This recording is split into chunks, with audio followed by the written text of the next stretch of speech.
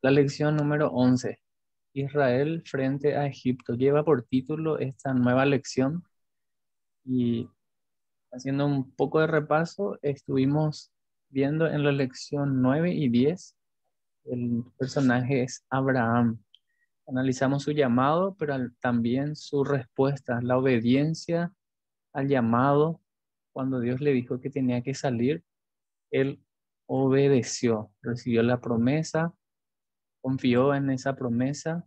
Analizamos también la fe de Abraham, que siempre confió en el Señor que él podía cumplir esa promesa. Por supuesto, antes de esas lecciones también estuvimos hablando acerca del diluvio, cuando los hombres construyeron la torre de Babel como símbolo de su rebelión contra Dios. Crearon, entre comillas, ¿verdad?, el reino del hombre y se convirtieron en la máxima autoridad. Su decisión conducía a la muerte eterna. Dios la rechazó. En cambio, Dios eligió en su soberanía alterar la historia. Eligió a un hombre, a Abraham y a su familia para preservar su historia. Por medio de ellos, él transmitiría su en rigurosa verdad y también proveería al Salvador prometido como la solución al pecado. Nuestro estudio, eh, estamos, a ver, nuestro personaje sigue siendo Abraham, pero en este caso, avanzando un poco más adelante, por eso tenemos acá a Israel frente a Egipto. Y vamos a ver lo que implica el hecho de que Dios haya elegido a Abraham, o sea, las implicancias para sus descendientes. Vamos a ver un poco este árbol genealógico, podemos llamarlo así. A ver, el árbol genealógico. Acá tenemos a Abraham, su esposa Sara, ambos ya de edad avanzada cuando fueron llamados. Recuerden ustedes que Abraham se rió cuando dijo que iba a tener hijos. Ellos, en su intento de ayudar a Dios, la propuesta de Sara que Abraham pueda tener hijos con su sierva Agar, de ahí vino Ismael. ¿Sí? Vemos posterior a eso que Dios finalmente proveyó o sea, cumplió su promesa, ellos tuvieron su hijo y es Isaac. Entonces vemos aquí, de Isaac vino Jacob, que después su nombre fue llamado Israel. Eh, y aquí tenemos las 12 tribus de Israel: ¿sí? Rubén, Simeón, Leví, Judá, Dan, Neftalí, Gad, Aser, Isaacar, Zabulón, José y Benjamín. Como también aquí estamos observando otros nombres que integraron la familia y, por supuesto, a pesar de errores cometidos por Abraham, el Señor seguía, eh, vamos a decir, marcando esa ruta por el cual vendría finalmente el Salvador. Ok. El hecho de que Dios eligiera a Abraham y su compromiso con el pacto que había hecho significaba que él estaba activamente comprometido con la familia de Abraham. Dios eligió incluso dentro de la familia de Abraham al elegir obrar su promesa solamente a través de Isaac y luego Jacob. Así como fue la elección de Abraham por parte de Dios en las generaciones posteriores a la muerte de Abraham, tal como había prometido, Dios tenía que proteger a la familia de Abraham y garantizar su supervivencia. Además, Dios también tenía que multiplicarlos y convertirlos en una nación. Ya tenemos en este cuadro, nos recuerda que Dios había llamado a Abraham a dejar esa cultura pagana. Dios llamó por pura gracia y a través de Abraham, formar esta nación que sostendría, llevaría adelante ese propósito, el de anunciar el mensaje, y a través de la línea de Abraham vendría el Salvador.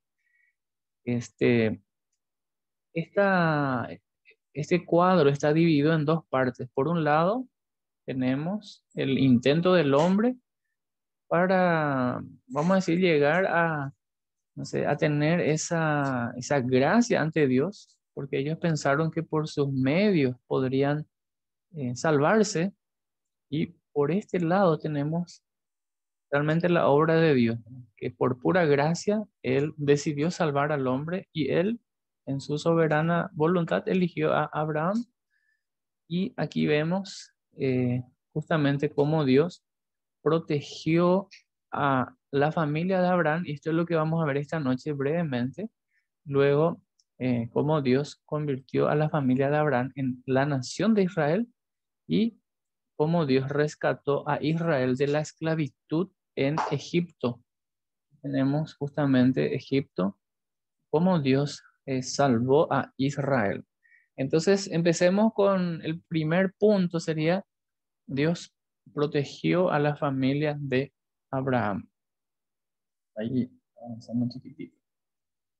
3 generaciones de la familia de Abraham habían vivido en Canaán desde los tiempos de Abraham. Sin embargo, en la época del nieto de Abraham, Jacob, hubo dos amenazas muy graves que podrían o que pusieron en peligro esa descendencia.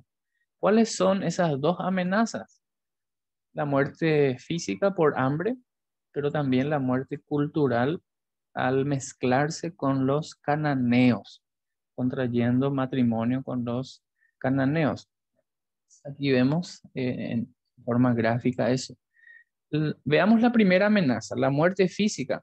Si bien la tierra había sido muy productiva en los tiempos de Abraham, eh, una hambruna muy extensa y grave desoló toda la región en la época de su nieto, de su nieto Jacob.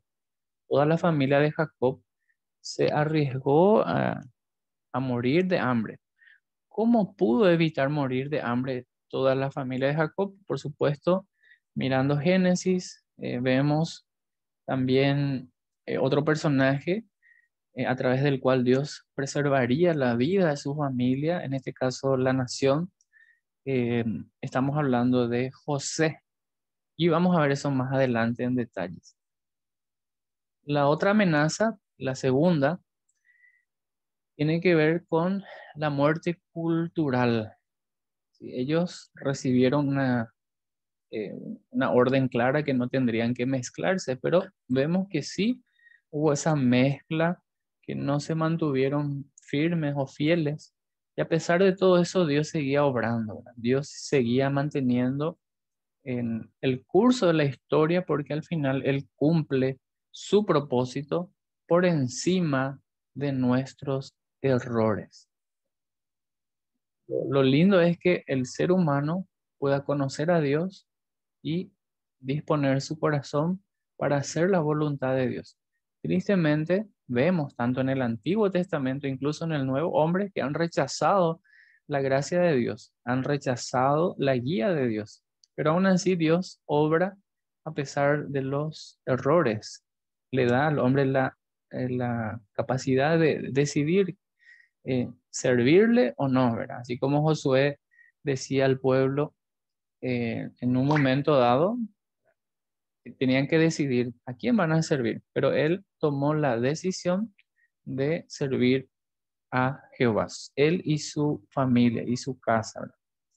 Si bien Abraham había tenido una relación muy íntima con Dios y había obedecido su mandato de separarse de la cultura de su entorno, no fue así para con sus descendientes, porque sus descendientes no veían problema en mezclarse con la cultura malvada de su entorno.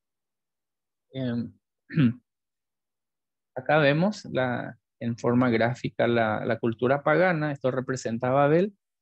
Dios había llamado a Abraham, él salió, se separó de esa cultura malvada, ¿verdad? Y vamos a ver algunos ejemplos. El hijo de Jacob, Judá, no vio ningún problema en relacionarse con una ramera, con una cananea, Tamar, quien en realidad era su primera nuera, la esposa de su primer hijo. Sin embargo, Dios quitó la vida a su malvado esposo. Siguiendo la tradición, Tamar se casó con el segundo hijo. Sin embargo, el malvado hombre se negaba a tener hijos con ella porque el hijo llevaría el nombre de su hermano mayor. Por lo tanto, Dios también le quitó la vida. Después de esto, Judá engañó a Tamar e impidió que se casara con su tercer hijo. Así que Tamar se disfrazó como una ramera o una prostituta cananea y se quedó embarazada de Judá. Este relato se encuentra en Génesis 38, versículos 6 al 16 y 27. Lo que Judá hizo con Tamar, a quien consideraba cananea, era tanto un problema religioso como moral, porque se estaba mezclando con la religión cananea de la que debería haberse mantenido lejos. Al igual que lo que sucedió con la familia de Noé, la Biblia registra que la familia de Abraham era muy disfuncional. Es decir, no es como se dice una familia ideal, ese matrimonio ideal con hijos ideales. Había problemas en el matrimonio, había problemas con los hijos, pero aún así Dios en su misericordia seguía obrando y va a seguir obrando. Y hasta hoy en día es así el Señor. El Señor obra si realmente el hombre tiene un corazón sencillo, un corazón sensible, un corazón dispuesto a escuchar su voz. El Señor, por supuesto, obra de manera increíble. Dice más nuestro relato aquí en Interconectados, aparte de que la familia era disfuncional y no seguía su misma fidelidad, es decir, no era recíproco, o sea, Dios fielmente protegía, guardaba, pero así el pueblo no fue con él. El pueblo le daba la espalda y eso vemos a lo largo y ancho del Antiguo Testamento, que el hombre le ha dado la espalda incluso en el Nuevo Testamento y hasta hoy en día, lastimosamente, ¿verdad? Y Dios no desea que ninguno perezca, sino que todos procedan al arrepentimiento. Dice ahí, sin embargo, puesto que Dios había elegido a la familia de Abraham y había hecho un pacto con él, Dios no iba a dejar que la familia de Abraham muriera ni se destruyera a sí mismo. Por lo tanto, Dios intervino para mantener a los descendientes de Abraham. Acá tenemos dos puntos. Primero, vivos y segundo, para evitar que se casaran o se mezclaran con los cananeos, perdiendo así su identidad y su misión mundial por completo. O sea, Dios intervino con este propósito. Vamos a ver qué pasó en Egipto. Como maestro de la historia, Jehová o Yahweh coordinó los eventos y envió a la familia de Abraham a una tierra ajena. De hecho, en la ceremonia de la firma del pacto, los animales cortados por la mitad, Dios ya había advertido a Abraham que esto pasaría. Y nosotros leemos Génesis capítulo 15, versículos 12. Génesis 15.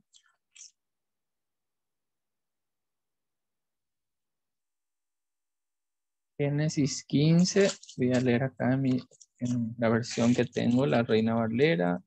Ahí tenemos ya en pantalla, solo para comparar. Génesis 15, versículos 12 al 16, dice así. Mas a la caída del sol sobrecogió el sueño a Abraham, y aquí que el temor de una grande oscuridad cayó sobre él. Entonces Jehová dijo a Abraham, ten por cierto que tu descendencia morará en tierra ajena y será esclava allí y será oprimida 400 años y será oprimida 400 años. 14. Mas también a la nación a la cual servirán, juzgaré yo.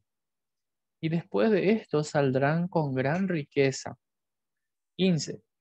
Y tú vendrás a tus padres en paz, y serás sepultado en buena vejez. 16.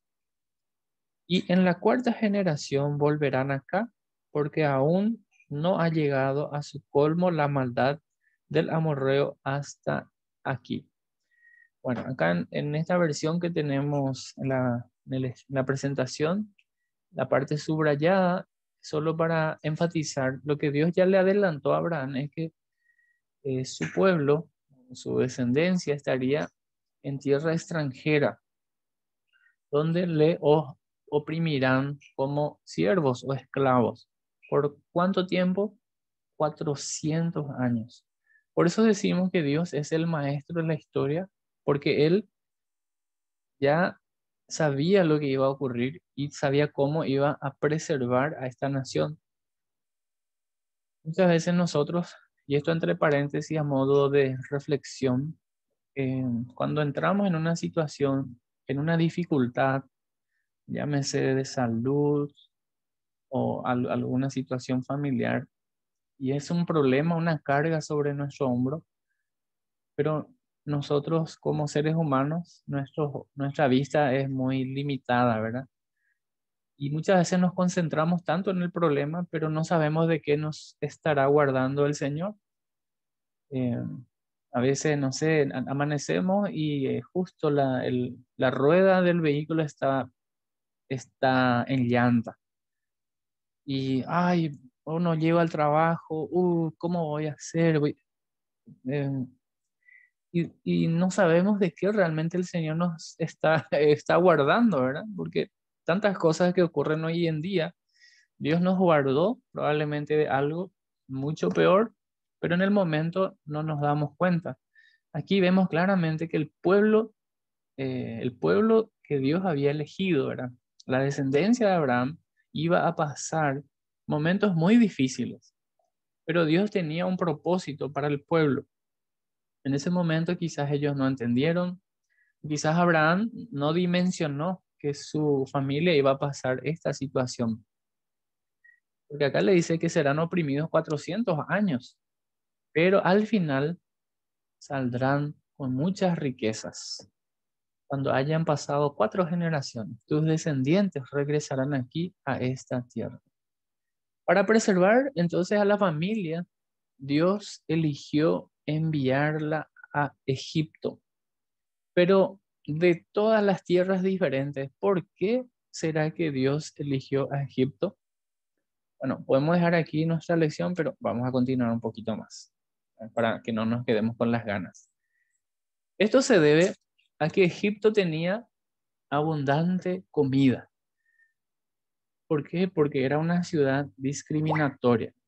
En, acá vemos los dos conflictos o amenazas para la descendencia de Abraham. Por un lado, la muerte física, la consecuencia del hambre, y por otro lado, la muerte cultural, es decir, esa mezcla con la cultura pagana, contrayendo matrimonio o juntándose con mujeres cananeas. Dios intervino trayendo a Egipto, ¿sí? Al pueblo, a la nación o a los descendientes de Abraham. Egipto tiene comida, eso es lo que vamos a ver acá. Em, la comida.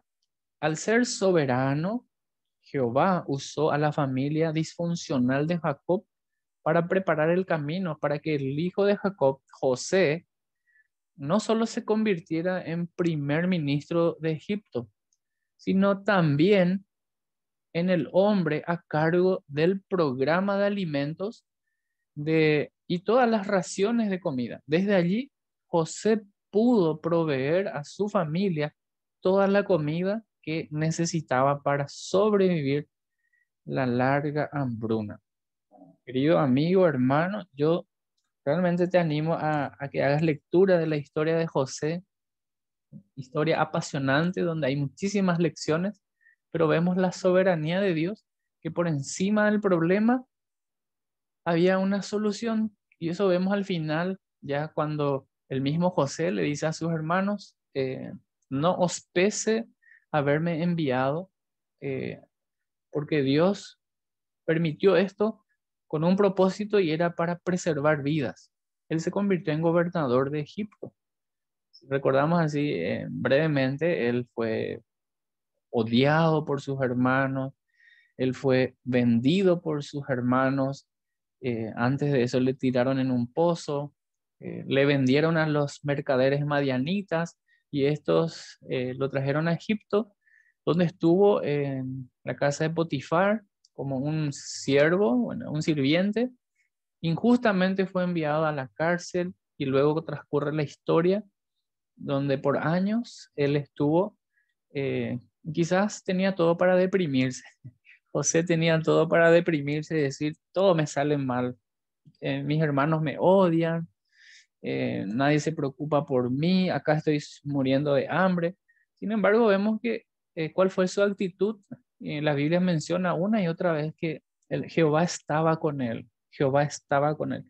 Y no importa el lugar donde él estaba, todo lo que él lo hacía de buena gana y se veía que todo lo que él hacía, Dios le hacía prosperar. Estando en la casa de Potifar, estando aún en el calabozo, todo lo que él hacía, Dios hacía prosperar. Y alguien resumió su historia diciendo de ir para abajo, es decir, de estar en el pozo, pasó a la prisión, pero de estar en la prisión, Dios lo llevó al palacio. Estaba trabajando en su carácter, estaba puliendo su carácter, finalmente termina en un lugar de privilegio como una persona que administraba todo lo que tiene que ver la alimentación y de esa manera sostener a su familia. Interesante. Bueno, vamos a avanzar nosotros. ¿Cómo hizo Dios esto? Hubo una gran disputa en la familia de Jacob debido a su favoritismo. Bueno, eso lo mencionamos recién. Eh, su favoritismo por una esposa, Raquel y su hijo, debido a acciones envidiosas. Jacob había terminado con una familia mezclada compuesta por dos esposas, dos concubinas y un total de 12 hijos y una hija. Eso lo vimos al empezar, ¿verdad? El árbol genealógico. Entonces, los hermanos envidiosos, al intentar matar a José, terminaron vendiéndolo a unos negociantes que a su vez lo vendieron como esclavo en Egipto. Más tarde José fue acusado falsamente, encarcelado. Sin embargo, en la cárcel Dios le dio oportunidad y la capacidad de interpretar los sueños, incluidos los sueños del faraón. Su éxito en la interpretación de los sueños del faraón hizo que José fuera nombrado ministro de Egipto. Y tenemos un poco este cuadro que nos ilustra la situación de José. Justamente el domingo el hermano, coincidentemente el nombre José, estuvo hablando acerca de esto, ¿verdad? El servicio, eh, tres frutos del servicio. Un compromiso, ¿verdad? La humildad de José al reconocer a Dios, porque es Dios quien interpreta los sueños, es Dios quien hace, porque él bien podría enorgullecerse y decir, yo sé todo lo que va a pasar, yo les voy a adivinar todo, pero sin embargo, él atribuyó a Dios. Entonces, eso también nos deja esta enseñanza, que todo lo que llegamos a lograr nosotros es porque Dios lo permite y porque Dios nos da la capacidad, ya sea la capacidad intelectual, la capacidad o la habilidad o la destreza, los talentos, dones que tenemos. Y todo lo que podemos lograr es para su gloria y para su honra y no para la honra del hombre. Qué interesante. Y acá vemos cómo Dios intervino, todo lo que mencionamos anteriormente, la hambruna, cómo fue vendido, fue esclavo, acusado falsamente, introducido a la cárcel. Entonces, del Del pozo a la prisión, de la prisión al palacio, José gobernador, y luego la historia de cuando sus hermanos volvieron o sea, fueron a Egipto en busca de alimento. José se da a conocer, finalmente perdona a sus hermanos, preserva la vida de sus hermanos, averigua por sus hermanos, y también en ese tiempo él probó o comprobó si realmente sus hermanos aún tenían ese corazón de descuido hacia sus hermanos menores. Toda esa historia les animo a leer, muy interesante. Cuando su familia se quedó sin comida, Jacob envió a sus hijos a Egipto para que compraran más. Al final terminaron comprándole comida a José, a su propio hermano. Aún no le reconocieron en su primer momento. José les reveló más tarde su verdadera identidad. Génesis capítulo 37. Interesante, vamos a avanzar un poquitito más. Llegamos por lo menos hasta la página 5 y luego cerramos. Dios había planeado enviar a José a Egipto. ¿Para qué? ¿Cuál es el propósito, la finalidad? Para que a través de él Dios salvara la vida de los descendientes de Abraham. Así como José explicó esto a sus hermanos, y acá tenemos el relato, Génesis 45, versos 4 al 8. ¿Sí? Génesis 45, versículos 4 al 8, y dice así: Entonces dijo José a sus hermanos: Acercaos ahora a mí. Y ellos se acercaron, y él dijo: Yo soy José, vuestro hermano, el que vendisteis para Egipto. Ahora pues, no os entristezcáis ni os pese haberme vendido acá, porque y subrayen y fíjense, marquen la palabra que viene a continuación: para preservación de vida me envió Dios delante de vosotros. Para preservación de vida me envió Dios delante de vosotros. Pues ya ha habido 2 años de hambre en medio de la tierra, y aún quedan 5 años en en los cuales ni habrá arada ni siega.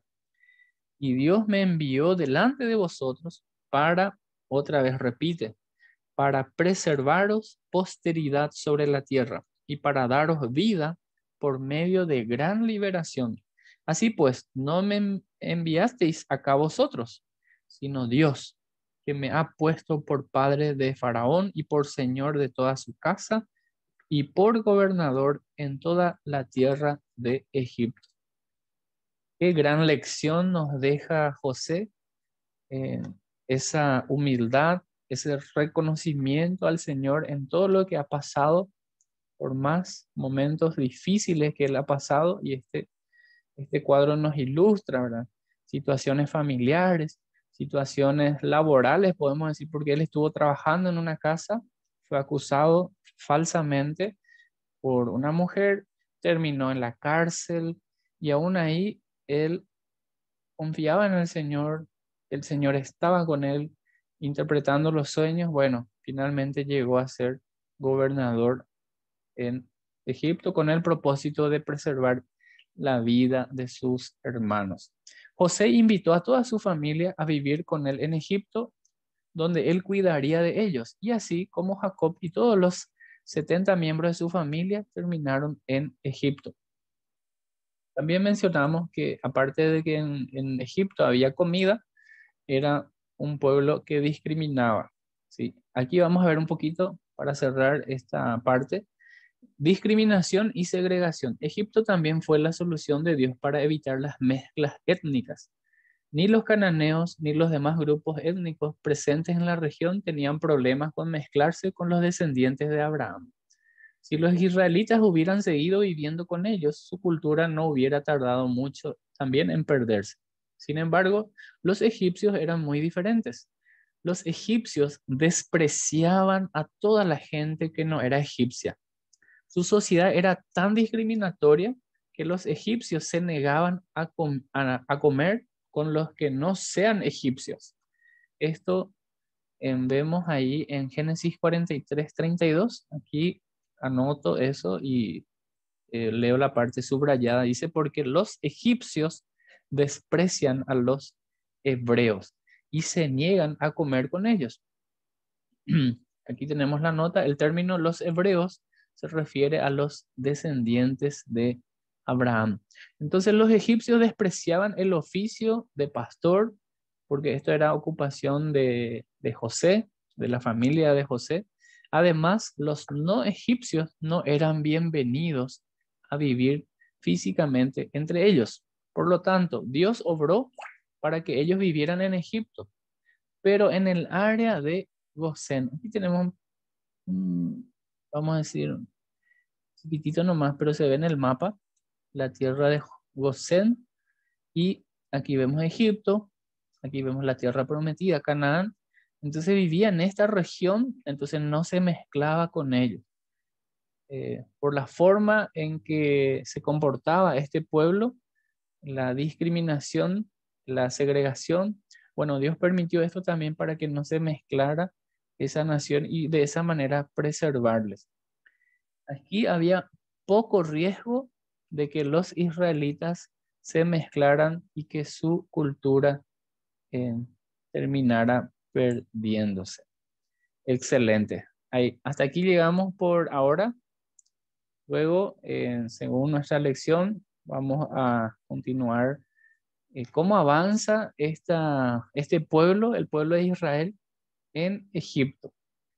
Muchas gracias, muchas bendiciones y nos encontramos entonces en nuestro próximo episodio de Interconectados.